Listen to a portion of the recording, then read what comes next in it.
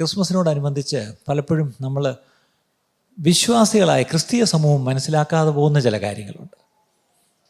ക്രിസ്മസിൽ ഓരോരോ കാര്യങ്ങൾ നമ്മൾ പഠിക്കാറുണ്ട് പലപ്പോഴും. പക്ഷേ അതിലൂടെ ഇന്ന് ദൈവസഭ മനസ്സിലാക്കേണ്ടുന്ന ചില അത്യാവശ്യം ഒന്നിട്ട് കാര്യങ്ങളുണ്ട്. ഇതൊരു സാധാരണ ക്രിസ്മസ് സന്ദേശമല്ല, അല്പം വ്യത്യാസമാണ്.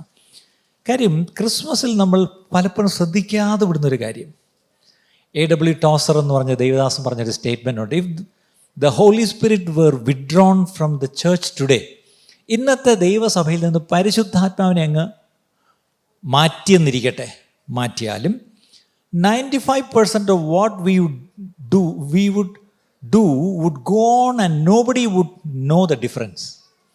പരിശുദ്ധാത്മാവ് അങ്ങ് സഭയിൽ നിന്ന് മാറിപ്പോയാലും നീങ്ങിപ്പോയാലും ഇന്ന് സഭയിൽ നടക്കുന്ന ഏകദേശം 95% കാര്യപരിപാടികൾ അതുപോലൊക്കെ തന്നെ നടന്നുകൊണ്ടിരിക്കും. അതിൻ്റെ വ്യത്യാസമൊട്ട് ആരും അറിയത്തുമില്ല. ഇതൊരു ഷോക്കിംഗ് സ്റ്റേറ്റ്മെൻ്റ് അല്ലേ ഞാനീ പറഞ്ഞത്? Do you believe it? നിങ്ങളത് വിശ്വസിക്കുന്നുണ്ടോ?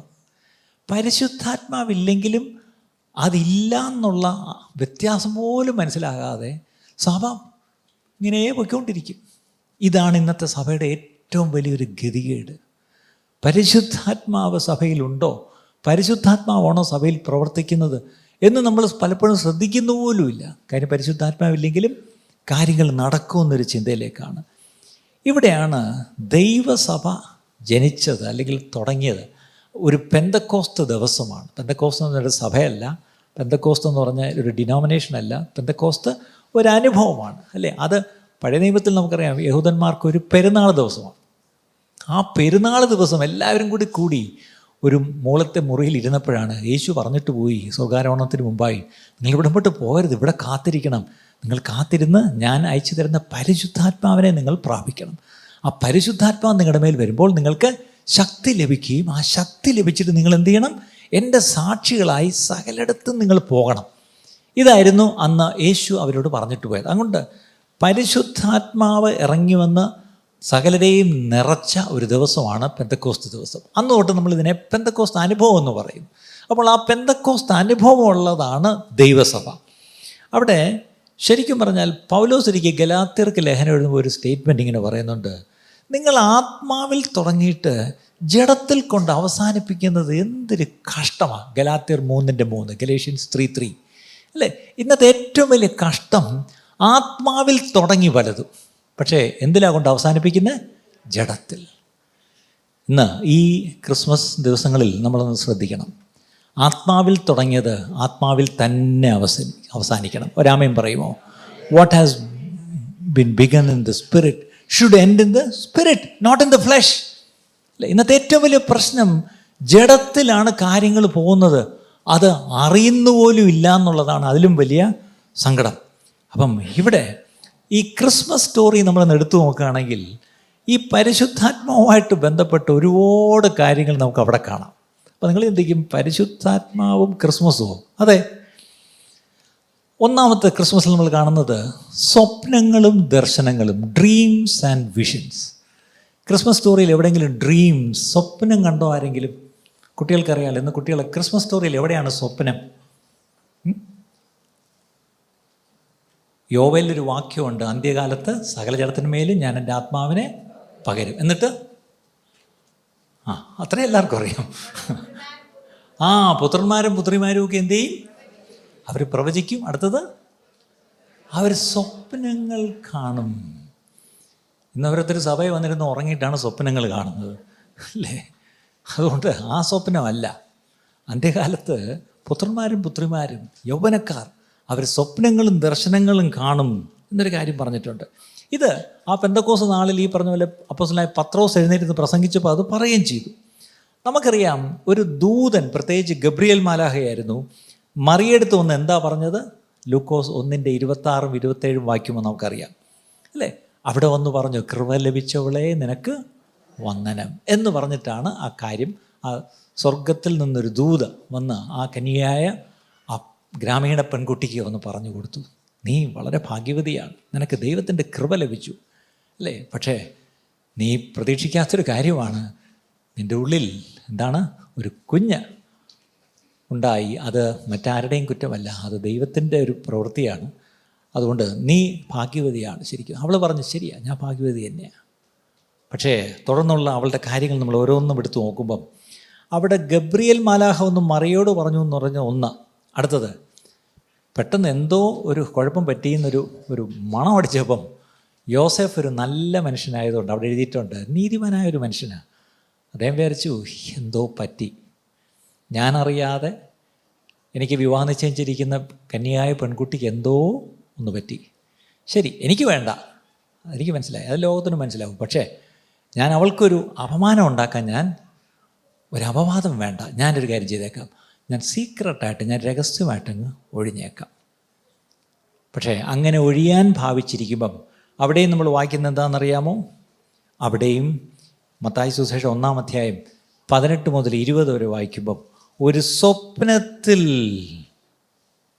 വീണ്ടും ഒരു ദൂതൻ വന്നിട്ട് പറയുന്നു, യോസഫേ, അവളെ അങ്ങനെ ഉപേക്ഷിക്കരുത്, അതൊരു ദൈവിക പദ്ധതിയാണ്, ആ പദ്ധതിയിൽ നിനക്കും ഒരു പങ്കുണ്ട്, അല്ലേ? അതുകൊണ്ട് നീ അവളെ ചേർത്ത് കൊള്ളണം. അവിടെ നോക്കിയേ, രണ്ടുപേരോടും വന്ന് ഈ പറഞ്ഞ ദൂതൻ വന്ന് സംസാരിച്ചു, അല്ലേ? അപ്പം സ്വർഗീയമായ ഒരു ദർശനം, സ്വർഗീയമായ സ്വപ്നങ്ങൾ അവിടെ കൊടുത്തു. അടുത്തത് ഈ വിദ്വാൻമാർ എന്നൊരു കൂട്ടർ, അവർ കിഴക്കുന്ന് വന്നു.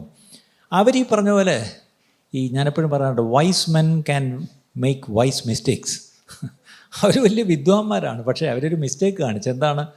ഒരു നക്ഷത്രം കണ്ടവർ ഇറങ്ങിത്തിരിച്ചു, അവസാനം എവിടെയോ ചെന്ന് കറങ്ങിയടിച്ച് ചെന്ന് കയറി. എവിടെ? കൊട്ടാരത്തിൽ. അവിടെ ചെന്നപ്പോൾ രാജാവ് കിടന്ന് ഭയങ്കര ബഹളം വെച്ച്, അത് കാരണം കുറേ ആൺകുട്ടികളുടെ ജീവൻ പോയി കിട്ടി.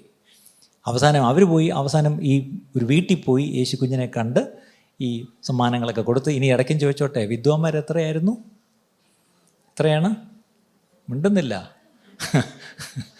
സാധാരണ വിദ്വാന്മാരുടെ എണ്ണം പറയുമ്പോൾ എല്ലാവരും പൊന്നും മൂരും കുന്തിരിക്ക, ഓരോ ഐറ്റം ഓരോ വിദ്വാൻ കൊണ്ടുവന്നതാണ് നമ്മൾ പറയുന്നത്. നമ്മളെപ്പോലത്തെ വിദ്വാന്മാരല്ല കേട്ടോ. നമ്മളാണെങ്കിൽ ഒരു ഐറ്റമേ കൊണ്ടുവരും, അങ്ങനെ 3 ഐറ്റം എന്നുള്ളതല്ല. അവിടെ വിദ്വാന്മാരുടെ കണക്ക് പറഞ്ഞിട്ടില്ല. പക്ഷെ അവർ ഈ ഹെരോദാൻ്റെ വീട്ടിൽ ചെന്നു, കുഴപ്പമുണ്ടായി. കൊട്ടാരത്തിൽ ചെന്നു, കുഴപ്പമുണ്ടായി. പക്ഷെ അവർ തപ്പിപ്പിടിച്ച് യേശുവിൻ്റെ അടുത്ത് ചെന്നു, ആ കുഞ്ഞിനെ കണ്ടു, വണങ്ങി, ഈ സമ്മാനങ്ങളൊക്കെ വെച്ചിട്ട് അപ്പോൾ ഹെരോദാവ് ഒരു കാര്യം പറഞ്ഞു, തിരിച്ച് ഇതിലേ വരണേ, പറഞ്ഞിട്ട് പോകണം എവിടെയാണെന്ന്, എനിക്കും പോയി കാണണം, എനിക്കും ചെന്ന് വണങ്ങണം. പക്ഷേ അവിടെ ഒരു കാര്യം എഴുതിയിട്ടുണ്ട്. എന്താണ്? അവിടെ മത്തായി 2:12 എന്താണ് അവിടെ പറഞ്ഞിരിക്കുന്നത്? അവിടെയും ഒരു ദൂതൻ എന്ത് ചെയ്തു? ഒരു സ്വപ്നത്തിൽ വന്ന് വാണിംഗ് കൊടുത്തു, അല്ലേ?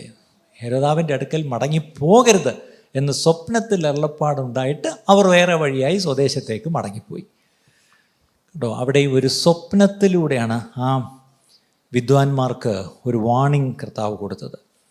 വീണ്ടും നമുക്ക് യോസെഫിൻ്റെ കാര്യം നോക്കുമ്പം അവിടെ പ്രത്യേകിച്ച് ഈ യേശു കുഞ്ഞായിരുന്നപ്പം അതിനെ ഈ പറഞ്ഞ പോലെ ദോഷത്തിൽ നിന്ന് രക്ഷിക്കാൻ വേണ്ടി, അല്ലെങ്കിൽ ഈ പറഞ്ഞ പോലെ ആൺകുഞ്ഞുങ്ങളെയൊക്കെ കൊല്ലുന്ന ആ സംഭവം, പെട്ടെന്ന് ഈ കുഞ്ഞിനെ എടുത്തുകൊണ്ട് ഒരു സമയത്തേക്ക് ഓടിപ്പോകാൻ പറഞ്ഞതും തിരിച്ചു വരാൻ പറഞ്ഞതും അവിടെയെല്ലാം 3 പ്രാവശ്യം യോസെഫിനോട് ഈ സ്വപ്നത്തിലൂടെയാണ് ദൈവം സംസാരിച്ചത്. ഇനി അടുത്ത ചോദ്യം, എന്നോടും നിങ്ങളോടും ദൈവം സ്വപ്നത്തിൽ എന്തെങ്കിലും സംസാരിക്കാറുണ്ടോ? ഏറ്റവും ഒടുവിലായിട്ട് ഒരു സ്വപ്നത്തിലൂടെ ദൈവം എന്നോട് സംസാരിച്ചു എന്ന് പറയുന്നതിന് കൈപോക്കിക്കേ.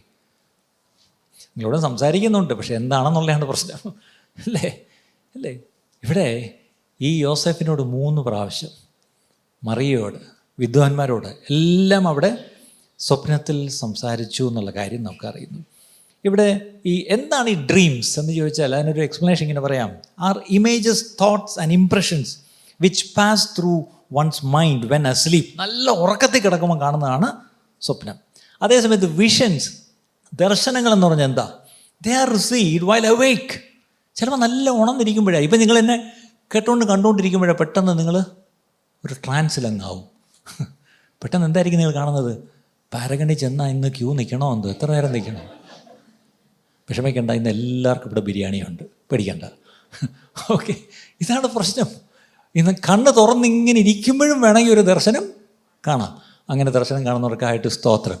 ഇപ്പം തൽക്കാലം ദർശനം കാണണ്ട, ഈ പറയുന്നതൊന്ന് കേൾക്കുക, അല്ലേ? അപ്പം ഈ സ്വപ്നം ഈ ഉറക്കത്തിലായിരിക്കാം, നല്ല ഉറക്കത്തിലായിരിക്കാം, അല്ലേ? സ്വപ്നം വിട്ട് ഉണരുമ്പോഴാണ് അയ്യോ ഞാൻ എന്താ കണ്ടത് എന്ന് പറഞ്ഞ് ഉണരുന്നത്. പക്ഷേ ദർശനങ്ങൾ അങ്ങനെയല്ല. ചിലപ്പം നല്ല ഉണർന്നിരിക്കുമ്പോഴും ഒരു ദർശനം പെട്ടെന്ന് ദൈവം കാണിച്ചു തന്നിരിക്കും, അല്ലേ? ഈ രണ്ടും, ഈ ദർശനമായാലും സ്വപ്നമായാലും പലപ്പോഴും ദൈവം തനിക്ക് പറയാനുള്ളത് എന്തോ നമ്മോട് കമ്മ്യൂണിക്കേറ്റ് ചെയ്യാൻ വേണ്ടി ഈ രണ്ട് മീഡിയം ദൈവം ഉപയോഗിക്കാറുണ്ട്. അതാണ് ഞാൻ ഈ പറഞ്ഞു വരുന്നത്. ആ ക്രിസ്മസ് സ്റ്റോറിയിൽ ഇത് രണ്ടും നമ്മൾ കാണുന്നു എന്നുള്ളതാണ് സത്യം.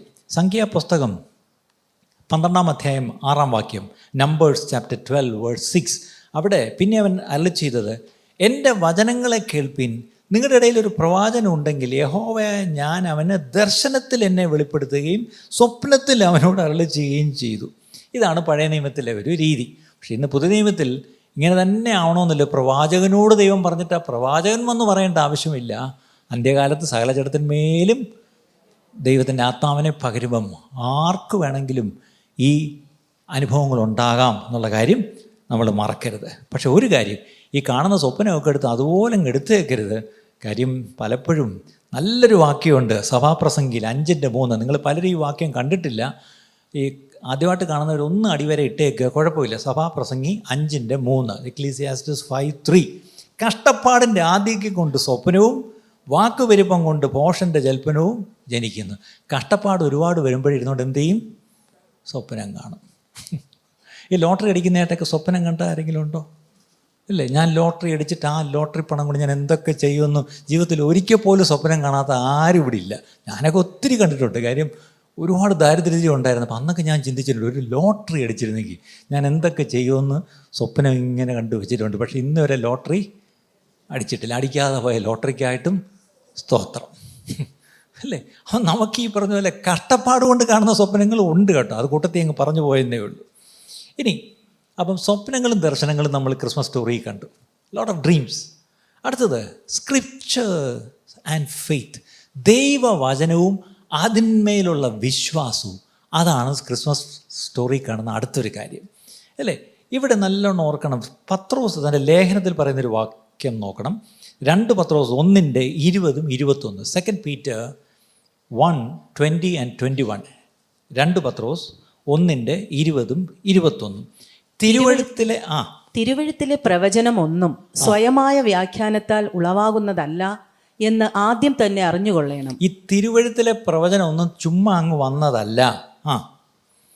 അടുത്തത്, പ്രവചനം ഒരിക്കലും മനുഷ്യന്റെ ഇഷ്ടത്താൽ വന്നതുമല്ല, ദൈവകൽപ്പനയാൽ മനുഷ്യർ പരിശുദ്ധാത്മ നിയോഗം പ്രാപിച്ചിട്ട് സംസാരിച്ചതത്രേ. കണ്ടോ?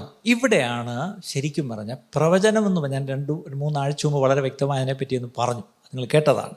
ഇവിടെ ക്രിസ്മസിലേക്ക് വരാം. മറിയ ഈ പറഞ്ഞ പോലെ ദൂതൻ വന്ന് നീ ഗർഭിണിയാവും, ഒരു മകനെ പ്രസവിക്കും എന്നൊക്കെ എല്ലാം കാര്യം പറഞ്ഞപ്പം മറിയയുടെ പ്രതികരണമാണ് നമ്മൾ വായിക്കേണ്ടത്. ലൂക്കോസ് 1-ാം അധ്യായം 34-ാം വാക്യം. മറിയ ദൂതനോട്, ഞാൻ പുരുഷനെ അറിയായി കൊണ്ട് ഇതെങ്ങനെ സംഭവിക്കുമെന്ന് പറഞ്ഞു. ശരി, അതിന് മറുപടി കൊടുത്തു. അടുത്തത് 38-ാം വാക്യം. അതിന് മറിയ, ഞാൻ പുരുഷനെ അറിയായികയാൽ. ഈ 38, ഇതാ മറിയ, അതിന് മറിയ, ഇതാ ഞാൻ ദൈവത്തിൻ്റെ ദാസി, നിന്റെ വാക്കുപോലെ എനിക്ക് ഭവിക്കട്ടെ. നിന്റെ വാക്കുപോലെ, let me be to me according to your word. നിന്റെ വാക്കെന്ന് പറയുമ്പോൾ ഓർക്കണം, ഇത് യെശയ്യാവിൻ്റെ പ്രവചനത്തിൽ 7-ാം അധ്യായത്തിൽ 14-ാം വാക്യത്തിൽ ഉള്ളതാണ്.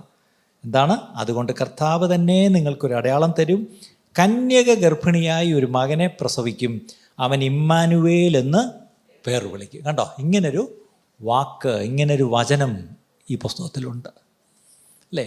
ആ വചനത്തെയാണ് കന്യകയായ മറിയ എന്തു പറയുന്നു? അതെ, ആ വചനം പോലെ നടക്കട്ടെ.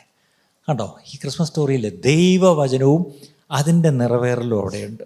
ഇനി ഈ മറിയയ്ക്കൊരു കസിൻ ഉണ്ടായിരുന്നു, മൂത്ത ഒരു ചേച്ചിയാണ്. എന്താണ്? എലിസബത്ത് എന്നായിരുന്നു പേര്. എലിസബത്ത് ഒരിക്കൽ അവളും ഗർഭിണിയായി. എലിസബത്തിൻ്റെ കഥ നമുക്കറിയാം. ആ എലിസബത്ത് ഈ മറിയെ കാണാൻ വന്നപ്പം അവിടെ ലൂക്കോസ് 1:45 വാക്യം, ലൂക്കോസ് 1:45, കർത്താവ് തന്നോട് അരുളി ചെയ്തതിന് നിവൃത്തി ഉണ്ടാകുമെന്ന് വിശ്വസിച്ചവൾ ഭാഗ്യവതി. കർത്താവ് അരുളി ചെയ്ത വചനം, അല്ലേ? അവിടെയും മറിയ ഒരു പാട്ട് പാടുന്നതായിട്ട് നമ്മൾ കാണുന്നു. അതിൻ്റെ 55-ാം വാക്യം തൊട്ട് വായിക്കുമ്പം, as he spoke to our fathers, നമ്മുടെ പിതാക്കന്മാരോട് അവൻ അരുളി ചെയ്തതുപോലെ. അതിൻ്റെ അർത്ഥം അവിടെയും മറിയ എടുത്തു പറയുന്നത് പിതാക്കന്മാരോട് ദൈവം ഈ വചനത്തിലൂടെ എന്തൊക്കെ അരുളി ചെയ്തിട്ടുണ്ട്. ഇത് നമ്മുടെ ജീവിതത്തിലൊക്കെ ഈ ദൈവം അരുളി ചെയ്ത വചനവുമായിട്ട് എന്തെങ്കിലും ബന്ധമുണ്ടോ? പലപ്പോഴും ഈ ദൈവം അരുളി ചെയ്ത വചനത്തിന് പുറത്താണ് നമ്മുടെ ആഗ്രഹങ്ങളും, പുറത്താണ് നമ്മുടെ സ്വപ്നങ്ങളും, പുറത്താണ് നമ്മുടെ ജീവിതവും, ചിലപ്പോഴെങ്കിലും പുറത്താണ് നമ്മുടെ ശുശ്രൂഷ പോലും. അതാ പറയുന്നത്, everything let it be according to your word. കർത്താവേ, അങ്ങയുടെ വചനപ്രകാരം, അങ്ങയുടെ വാക്കുപോലെ ഭവിക്കട്ടെ എന്നൊരു സമർപ്പണമാണ് നമുക്കെല്ലാവർക്കും വേണ്ടിയത്. ഇനിയും നമുക്കറിയാം, അവിടെ രാത്രിക്ക് രാമാനും യോസെഫ് ഈജിപ്തിലേക്ക് ഓടിപ്പോയതും പിന്നെ തിരിച്ചു വന്നതും ഇതെല്ലാം പഴയ നിയമത്തിലുണ്ടെന്നുള്ള കാര്യം മറക്കരുത്. അവിടെ ഈ യേശു കുഞ്ഞിനെ കൊണ്ട് അവിടെ ആലയത്തിലേക്ക് പോയതും അവിടെ എല്ലാം, അതിൻ്റെ എല്ലാം പഴയ നിയമത്തിൽ അതിൻ്റെ വചനങ്ങളുണ്ടെന്നുള്ള കാര്യം മറക്കരുത്. അപ്പം വചനത്തിൻ്റെ നിറവേറലും, അതിൻ്റെ അർത്ഥം വചനം അറിയാമായിരുന്നു യോസെഫിനും മറിയയ്ക്കും എലിസബത്തിനും എല്ലാം. ഇന്ന് എന്നെ നിങ്ങളെ സംബന്ധിച്ച് ഒരു പ്രാവശ്യം കൂടെ ഞാൻ ചോദിക്കുക, how much do we know God's word and how much do we live by God's word? എത്രത്തോളം ദൈവവചനം അറിഞ്ഞ് നമ്മൾ ജീവിക്കുന്നു, അല്ലേ? അത് പറഞ്ഞാൽ വിടുന്നു. മൂന്നാമത്തെ കാര്യം, സൈൻസ് ആൻഡ് വണ്ടേഴ്സ്. എന്താണ്? അത്ഭുതങ്ങളും അടയാളങ്ങളും ഒക്കെ, അല്ലേ? ക്രിസ്മസ് സ്റ്റോറിയിൽ സൈൻസ് ആൻഡ് വണ്ടേഴ്സ് ഉണ്ട്. ഞാൻ പറയട്ടെ, Christmas is a miracle of miracles. അത്ഭുതങ്ങളിൽ അത്ഭുതമാണ് ക്രിസ്മസ്. എന്താണ് അത്ഭുതം? ഒരു കന്യക ഗർഭിണിയായി. അപ്പം നിങ്ങൾ എന്ത് കാലം, എന്താണ് വലിയ അത്ഭുതം, അല്ലേ? അതൊരു അത്ഭുതമാണ്. അടുത്തത്, ദൈവം മനുഷ്യനായി. അത്ഭുതമല്ലേ? അൺഇമാജിനബിൾ. നമുക്ക് വിശ്വസിക്കാൻ കഴിയുന്ന കാര്യമാണോ? അടുത്തത്, ഒരു ആലയത്തിൽ ശുശ്രൂഷ ചെയ്തുകൊണ്ടിരുന്നൊരു വയോധികനായ ഒരു പുരോഹിതൻ, അദ്ദേഹം പെട്ടെന്ന് എന്ത് ചെയ്തു? ദൈവം പറഞ്ഞ ഒരു കാര്യം വിശ്വസിച്ചില്ല. അതിൻ്റെ പേര് എന്തു പറ്റി? ഇങ്ങനെ മൈക്കോടി സംസാരിച്ചിട്ട് നാളെ പെട്ടെന്ന് പിന്നെന്ത് ചെയ്ത് വീട്ടിൽ ചെന്നിട്ട്, ഭാര്യ എന്തിരുന്നേ നിങ്ങൾക്ക് അങ്ങോട്ട് പോയപ്പോൾ ഒരു കുഴപ്പമില്ലായിരുന്നില്ല, എൻ്റെ എന്ത് പുട്ടും വയറും മാഞ്ചി തിന്നോട്ട് പോയിട്ട് ഇപ്പോഴും ഒന്നൊരു കൈയും കാര്യം കാണിക്കും, എന്തോന്ന് വാർന്ന് അങ്ങോട്ട് പറയും, അല്ലേ?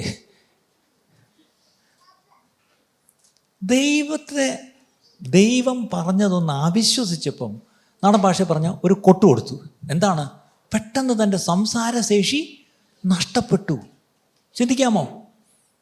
നമ്മളൊക്കെ ദൈവം പറയുന്ന ഒന്നും കേൾക്കുന്നില്ല, എന്നിട്ട് ഇപ്പോഴും സംസാരിക്കുന്നു. അതും ഒരു അതിശയമല്ലേ? In spite of repeatedly God talking to us, and still we are not believing, and still we are not dumb. അതിൻ്റെ അർത്ഥം നമുക്കിപ്പോഴും സംസാരിക്കാൻ പറ്റുന്നു. അന്ന് ആ പാവ മനുഷ്യൻ ദൈവം പറഞ്ഞത് വിശ്വസിച്ചില്ല എന്ന് പറഞ്ഞുകൊണ്ട് എന്ത് ചെയ്തു? അപ്പോഴേ അദ്ദേഹത്തിൻ്റെ സംസാരശേഷി നഷ്ടപ്പെട്ടു. അതൊരു അത്ഭുതമല്ലേ? ഇന്നങ്ങനെ അങ്ങനെ സംസാരിക്കൂ. ഇനി ഒടുവിൽ അദ്ദേഹം സംസാരിച്ചു. എപ്പോഴാണെന്നറിയാമോ? ഒരു മോനുണ്ടായി. അവസാനം എല്ലാവരും കൂടെ ചെന്ന് പറഞ്ഞു, ഇവന് പേരിടണം എന്ന് പറഞ്ഞപ്പോഴത്തേക്കും ഇദ്ദേഹം പേര് പറഞ്ഞു കൊടുക്കാം. ഒരു സ്ലേറ്റ് കൊണ്ടുവരാൻ പറഞ്ഞിട്ട് എഴുതി കൊടുത്തു, ഹിസ് നെയിം ഈസ് ജോൺ, അല്ലേ? പിന്നീടാണ് ഇദ്ദേഹത്തിൻ്റെ വാ തുറന്ന് സംസാരിക്കാൻ തുടങ്ങിയത്. അപ്പം ഒരു സമയത്തേക്ക് തൻ്റെ വായ പൂട്ടി വെച്ചു. അതൊരു അടയാളമായിരുന്നോ? അതൊരു അത്ഭുതമായിരുന്നോ? അല്ലേ? അത് നമ്മളൊന്ന് ഓർക്കണം. ഇനി അവിടെ വിദ്വാൻമാർ വലിയ ജ്ഞാനികളാണ്, പക്ഷേ അവരെ കിഴക്ക് നിന്ന്, എവിടെയാണെന്ന് നമുക്കറിയത്തില്ല സ്ഥലം, പക്ഷേ അത്രയും ദൂരത്ത് നിന്ന് അവരെ ഗൈഡ് ചെയ്ത് കൊണ്ടുവന്ന എന്താണ്? GPS എന്തായിരുന്നു? ഒരു സ്റ്റാർ. അലച്ചു നോക്കിയേ, നമ്മൾ ഈ GPS എന്നൊക്കെ പറയുന്നത് ഇപ്പോഴല്ലേ, ഗൂഗിൾ മാപ്പൊക്കെ ഇപ്പോഴല്ലേ. ക്രിസ്മസ് സ്റ്റോറിയിലും GPS ഗൂഗിൾ മാപ്പൊക്കെ ഉണ്ട്, പക്ഷേ എന്തായിരുന്നു? ഒരു സ്റ്റാർ, അല്ലേ? ആ സ്റ്റാർ കറക്റ്റായിട്ടാണ് ഇവരെ ഗൈഡ് ചെയ്ത്. ഇവരെവിടെയാണ് വെച്ച് എന്ത് ചെയ്തു? ഗൂഗിൾ മാപ്പ് ഇപ്പം വഴി തെറ്റിക്കുന്ന പോലെ എവിടെ ഇവർ തെറ്റിപ്പോയി. തെറ്റിച്ചതല്ല, സ്റ്റാർ തെറ്റിച്ചതല്ല, ഇവർ തെറ്റിപ്പോയി, അല്ലേ? അപ്പോൾ ഇതൊക്കെ അത്ഭുതങ്ങൾ മേൽ അത്ഭുതമാണ്. ഇനി ഇതൊക്കെ ഒരു അത്ഭുതമാണെന്ന് ചോദിച്ചാൽ, nothing is impossible with God. ദൈവത്താൽ അസാധ്യം ഒന്നുമില്ല. പിന്നീട് നമുക്ക് യേശു കുഞ്ഞും ഈ പറഞ്ഞ പരസ്യ ശുശ്രൂഷയ്ക്ക് വന്ന ശേഷം പിന്നീടുള്ള കാര്യം നമുക്കറിയാം. അത്ഭുതങ്ങളുടെ ഒരു ഘോഷയാത്രയായിരുന്നു യേശുവിൻ്റെ ശുശ്രൂഷ ഈ ഭൂമിയിലുള്ളത് നമുക്കറിയാം. തൻ്റെ മരണം, തൻ്റെ അടക്കം, തൻ്റെ ഉയർപ്പ്, തൻ്റെ സ്വർഗാരോഹണം, പിന്നീട് ഇന്നുവരെയും തൻ്റെ നാമത്തിൽ നടക്കുന്ന എല്ലാ അത്ഭുതങ്ങളും അടയാളങ്ങളും, അല്ലേ? അത് നമ്മൾ പറയേണ്ട ആവശ്യമേ ഇല്ല. പക്ഷേ ക്രിസ്മസിൽ മാത്രം ഒരുപാട് അത്ഭുതങ്ങൾ. അടുത്തത്, എഗെയിൻ പ്രൊഫസീസ് ആൻഡ് റെവലേഷൻസ്. ചില പ്രവചനങ്ങൾ അല്ലെങ്കിൽ ചില വെളിപ്പാടുകൾ, അത് ശരിക്കും പറഞ്ഞാൽ ഓൾഡ് ടെസ്റ്റ്മെൻറ്റ് പ്രൊഫസീസ് ഒത്തിരി ആ ക്രിസ്മസ് സ്റ്റോറിയിൽ എടുത്ത് പറയുന്നതായിട്ട് നമ്മൾ പലയിടത്ത് കാണുന്നുണ്ട്. അതിന് ഉദാഹരണം വേണേൽ പറയാം. ലൂക്കോസ് 2-ാം അധ്യായത്തിൻ്റെ 28 മുതൽ അങ്ങോട്ട് മുന്നോട്ട് പോകുമ്പം അവിടെ ശിമിയോൻ ഈ പറഞ്ഞ പോലെ യേശു കുഞ്ഞിനെ കയ്യിലെടുത്തിട്ട് അവിടെ പറയുന്ന ഒരു പ്രവചനമുണ്ട്. അത് വായിക്കാമോ? 2-ാം അധ്യായം ലൂക്കോസ് 2:28 മുതൽ അവനെ കയ്യിലേന്തി ദൈവത്തെ പുകഴ്ത്തി. എന്നിട്ട് ഇപ്പോൾ നാഥ, തിരുവചനം പോലെ നീ അടിയനെ സമാധാനത്തോടെ വിട്ടയക്കുന്നു. ജാതികൾക്ക് വെളിപ്പെടുവാനുള്ള പ്രകാശവും നിന്റെ ജനമായ ഇസ്രായേലിന്റെ മഹത്വവുമായി നീ സകല ജാതികളുടെയും മുമ്പിൽ ഒരുക്കിയിരിക്കുന്ന നിന്റെ രക്ഷയെ. ഇതൊക്കെ പ്രവചന വാക്കുകളാ. ഇതാരാണ് ഈ കുഞ്ഞെന്ന് ആർക്കൊരു പിടിയില്ല. പക്ഷെ ശിമോൻ താണ്ടെ പ്രവചനാത്മാവിൽ പറയാ, ഇതാരായി കുഞ്ഞ്, അല്ലേ? ആ കുഞ്ഞ് ആരാണെന്ന് പരസ്യമായിട്ട് നാം പറഞ്ഞ് പ്രാർത്ഥിക്കുക. എന്നിട്ട് നിന്റെ രക്ഷയെ എൻ്റെ കണ്ണ് കണ്ടുവല്ലോ എന്ന് പറഞ്ഞു. ഇങ്ങനെ അവനെക്കുറിച്ച് പറഞ്ഞതിൽ അവന്റെ അപ്പനും അമ്മയും ആശ്ചര്യപ്പെട്ടു. അവർക്ക് പിടിയില്ല എന്താണ് ഈ കുഞ്ഞ് ആരാകാൻ പോകുന്നു എന്നൊക്കെ അവർക്ക് വലിയ പിടിയില്ല. അടുത്തത്, പിന്നെ ശിമോൻ അവരെ അനുഗ്രഹിച്ച് അവന്റെ അമ്മയായ മറിയോട് അനേക ഹൃദയങ്ങളിലെ വിചാരം വെളിപ്പെടേണ്ടതിന് ഇവനെ ഇസ്രായേലിൽ പലരുടെയും വീഴ്ചയ്ക്കും എഴുന്നേൽപ്പിനും മറുത്തു പറയുന്ന അടയാളത്തിനുമായി വെച്ചിരിക്കുന്നു. നിന്റെ സ്വന്തം പ്രാണനിൽ കൂടിയും ഒരു വാൾ കടക്കും എന്ന് പറഞ്ഞു. കണ്ടോ ഒരു പ്രവചനം? എന്താണ്? നിന്റെ സ്വന്തം പ്രാണനിൽ കൂടി ഒരു വാൾ കടക്കും. കുഞ്ഞ് തൊട്ടിലിൽ കിടക്കുന്നേ ഉള്ളൂ, പക്ഷെ അവിടെ പ്രവചിച്ചത് ക്രൂശാണ്. കാര്യം മനസ്സിലായോ? The baby was still in the cradle, but this man was prophesying about the cross. അല്ലേ? തൊട്ടിലാണ് കുഞ്ഞിപ്പം, പക്ഷേ ഈ കുഞ്ഞ് എന്തായിത്തീരും, എന്തൊക്കെ ചെയ്യും എന്നുള്ളത് വ്യക്തമായി ആ കുഞ്ഞിനെ കയ്യിലെടുത്ത് വെച്ച് പ്രവചിക്കുന്നു. ഞാൻ ചോദിച്ചോട്ടെ, ക്രിസ്മസിൽ ഇതുപോലെ എത്ര പ്രവചനങ്ങളുണ്ട്, അല്ലേ? ഇനി അവിടെ വെളിപ്പാട് ദിവസം വരെ നോക്കിയാൽ അറിയാം, ശരിക്കും പറഞ്ഞാൽ truly the testimony of Jesus is the spirit of prophecy എന്നുള്ള ആ സത്യം നമുക്കറിയാം. ഇനി കഴിഞ്ഞ കുറച്ച് അടുത്തൊരു വിഷയം ഇതിൻ്റെ കൂടെ, ക്രിസ്മസിൽ നമ്മൾ കാണുന്ന മറ്റൊരു കാര്യം, ജോയ്. ഇന്നലെ എന്താണ് ക്രിസ്മസ് കാരൽ എല്ലാവരും പാടുന്നത്? ഉണ്ണി പറഞ്ഞേ എന്ന് പറഞ്ഞ് ചാടുകയാണോ? അല്ല, ജോയ് ടു ദ വേൾഡ്, അല്ലേ? ജോയ്, അല്ലേ? അത്യുന്നതങ്ങളിൽ ദൈവത്തിന് മഹത്വം, ഭൂമിയിൽ ദൈവപ്രസാദമുള്ള ഏവർക്കും സമാധാനം എന്ന് നമ്മൾ പറയുന്നു. പക്ഷേ ജോയ് ടു ദ വേൾഡ്, സർവ ഭൂമിക്കും സന്തോഷകരമായൊരു കാര്യമാണ് ക്രിസ്മസ്. ഇനി അതുകൊണ്ടാണ് നമ്മളെപ്പോഴും ഈ ക്രിസ്മസ് ഗ്രീറ്റ് ചെയ്യുമ്പോൾ നമ്മൾ എന്താ പറഞ്ഞത്? ഹാപ്പി ക്രിസ്മസ് എന്ന് പറയുമോ? എന്താ പറയുന്നത്? Maria Maria Maria Maria merry Christmas എന്ന് പറഞ്ഞില്ലേ? എന്താണ് ഈ മെറി പറയുന്നത്? വേറൊരു കാര്യത്തിന് നമ്മൾ മെറി ദിവാലി എന്ന് പറയൂ? ഇല്ല, കണ്ടോ? അപ്പോൾ ക്രിസ്മസുമായിട്ട് നേരിട്ട് നമ്മൾ ബന്ധപ്പെട്ട് പറയുന്നത് ജോയ്. അതുകൊണ്ടാണ് മെറി ക്രിസ്മസ് എന്ന് പറയുന്നത്, അല്ലേ? അതിനെ പലരും പറഞ്ഞ് wish you a Mary Christmas എന്നൊക്കെ ആക്കും. മേരി ക്രിസ്മസ് അല്ല, മെറി ക്രിസ്മസ്. അപ്പം അവിടെ thanks be to God for his unspeakable gift, അല്ലേ? അവിടെ ഈ ഗബ്രിയേൽ മാലാഹ ആ മറിയയുടെ വീട്ടിൽ വന്നിട്ട് ആ ഗ്രീറ്റിംഗ് അവിടെ പറഞ്ഞത് റിജോയ്സ് എന്നുള്ള വാക്കാണ് ശരിക്കും പറഞ്ഞാൽ, അല്ലേ? ശരിക്കും പറഞ്ഞാൽ എലിസബത്തും മറിയയും കണ്ടുമുട്ടിയപ്പം അവരുടെ ഉള്ളിൽ, രണ്ടുപേരും ഗർഭിണികളാണ്, അവരുടെ ഉള്ളിൽ എന്ത് സംഭവിച്ചു? ഉള്ളിൽ പിള്ള തുള്ളി എന്ന് മലയാളത്തിൽ കിടക്കുന്നു, അല്ലേ? അകത്തെ കുഞ്ഞുങ്ങൾ വരെ കിടന്ന് ചാടാൻ തുടങ്ങി, അല്ലേ? അവിടെ വീണ്ടും അവിടെ എല്ലാം നോക്കുന്നത് എക്സീഡിംഗ്ലി ഗ്രേറ്റ് ജോയ്. ആ വൈസ്മെൻ ഈ നക്ഷത്രം കണ്ടപ്പോൾ അവർക്ക് അവളെ വളരെയധികം അവർ സന്തോഷിച്ചു എന്നാണ്. ഈ സന്തോഷം കൊണ്ടുവരുന്ന ഒരു ജോയ് പ്രൊഡ്യൂസർ ആരാന്നറിയോ? Holy Spirit is the joy producer. പരിശുദ്ധാത്മാ നമ്മുടെ മേൽ വരുമ്പോൾ നമുക്കൊരു ഭയങ്കര സന്തോഷം വരും. ഇന്നത്തെ ഏറ്റവും വലിയ പ്രശ്നം ഇന്ന് സഭയിൽ, അതാ ഞാൻ ആദ്യം പറഞ്ഞ സ്റ്റേറ്റ്മെൻറ്റ്, ഇന്ന് സഭയിൽ പരിശുദ്ധാത്മാവില്ലെങ്കിലും കാര്യങ്ങൾ ഇതുപോലെ പോകും. ഈ ദിവസങ്ങളിൽ ഏറ്റവും കൂടുതൽ സഭയ്ക്ക് ആവശ്യം പരിശുദ്ധാത്മാവിനെ നമ്മൾ പ്രാപിച്ചെങ്കിലേ ആ സന്തോഷം നമ്മുടെ ജീവിതത്തിൽ ഉണ്ടാവുള്ളൂ, അല്ലേ? ആ 120 പേര് ആ മാളിക മുറിയിൽ പരിശുദ്ധാത്മാവിനെ പ്രാപിച്ച് അവർ അന്യഭാഷകളിലൊക്കെ ദൈവത്തെ ആരാധിക്കാനും സ്തുതിക്കാനും തുടങ്ങിയപ്പം അവർ മദ്യവെച്ചിരിക്കുന്നു എന്ന് സംശയിക്കത്തക്കവണ്ണം ഓടി വന്നവരെന്ത് ചെയ്തു? ഇവരെ കണ്ട് കളിയാക്കി. അവരെന്തുകൊണ്ടാണ് കളിയാക്കിയത്? അവരുടെ ചേഷ്ടകളും അവരുടെ ചില ആക്ഷൻസൊക്കെ കണ്ട അവരങ്ങ് അങ്ങ് എന്ത് പറഞ്ഞാൽ അങ്ങ് സന്തോഷം കൊണ്ട് മതി പറഞ്ഞ് അവരെന്തൊക്കെയോ കാണിച്ചു. ശരിയല്ലേ? ഈ പ്രത്യേകിച്ച് ഇലക്ഷൻ റിസൾട്ടൊക്കെ വരുമ്പം കാണിക്കുന്ന, അല്ലേ, ഒരു സന്തോഷം എങ്ങനെയൊക്കെ കാണിക്കുക? അല്ലെങ്കിൽ ഒരു ക്രിക്കറ്റ് മാച്ചിൽ, അല്ലെങ്കിൽ ഈ പറഞ്ഞ പോലെ ഓവറായിട്ട് സന്തോഷം വന്നാൽ നിങ്ങൾക്ക് പിന്നെ കൺട്രോൾ വിട്ടുപോകും, അല്ലേ? ഇതുപോലെ പരിശുദ്ധാത്മാവ് ഒരുവൻ്റെ ഉള്ളിൽ വന്നാൽ അവനൊരു വലിയ സന്തോഷം ഉണ്ടാവും, അല്ലേ? 122-ാം സങ്കീർത്തനം 1-ാം വാക്യം, അവിടെയൊക്കെ നമ്മൾ ഒരുമിച്ച് കൂടി വരുമ്പം അങ്ങനൊരു സന്തോഷം നമുക്കുണ്ടാകണം പ്രിയപ്പെട്ടവർ, അങ്ങനൊരു സന്തോഷം നമുക്കുണ്ടാകണം, അല്ലേ?